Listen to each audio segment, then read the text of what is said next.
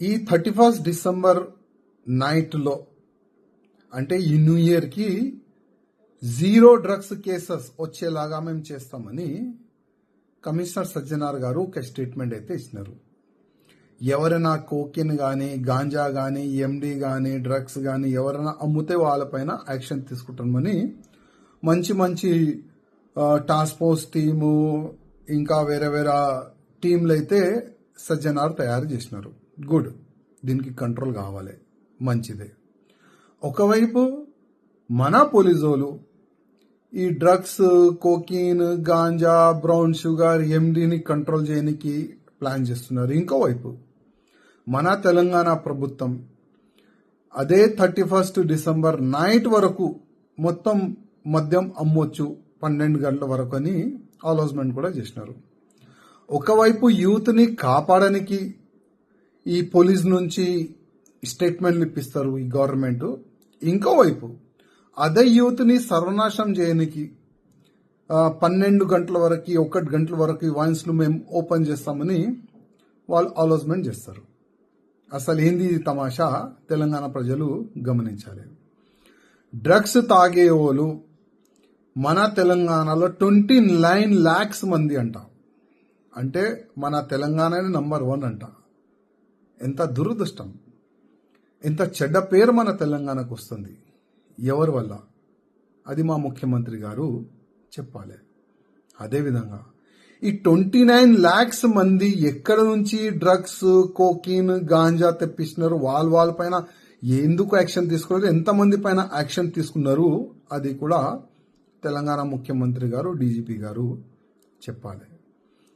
దురదృష్టం, డాక్టర్లు, యాక్టర్లు, సాఫ్ట్వేర్ ఇంజనీర్లు అందరు కూడా ఈ డ్రగ్స్ కోకిన్కి బానిస అవుతున్నారు.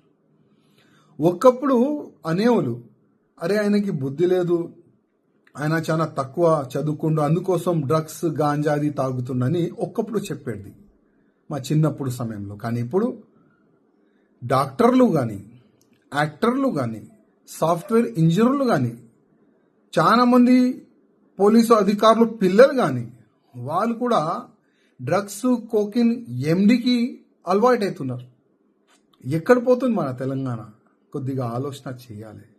సర్వనాశనం వైపు వెళ్తుంది మన తెలంగాణ. ఎందుకంటే యూత్ మంచిగా ఉంటేనే తెలంగాణ మంచిగా ఉంటుంది. యూత్ బాగుంటేనే తెలంగాణ ముందుకెళ్తుంది.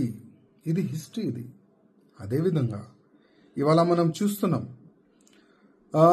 ఒక హీరోయిన్ తమ్ముడు పేరు వస్తుంది అమన్ప్రీత్ సింగ్ అని. ఆయన కూడా ఆప్సెండింగ్లో ఉన్నాడు. అదేవిధంగా పోలీసులు కూడా ఆయనకి పట్టుకోనికి ప్రయత్నం చేస్తున్నారు. మాసం టైంలో ఒక డ్రగ్స్ అమ్ముకుంటా ఆయన అరెస్ట్ అయ్యాడు.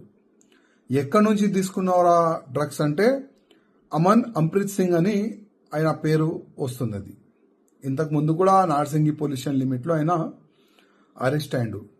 దాని తర్వాత ఇది సెకండ్ టైం అంట. అంటే పెద్ద పెద్ద హీరోయిన్ తమ్ముళ్ళు కూడా ఈ డ్రగ్స్ అమ్ముడులో ఇన్వాల్వ్ అవుతున్నారు. కాంగ్రెస్ గవర్నమెంట్ తెలంగాణలో వచ్చిన తర్వాత ఈ డ్రగ్స్ కేసులు ఎక్కువ అవుతున్నది.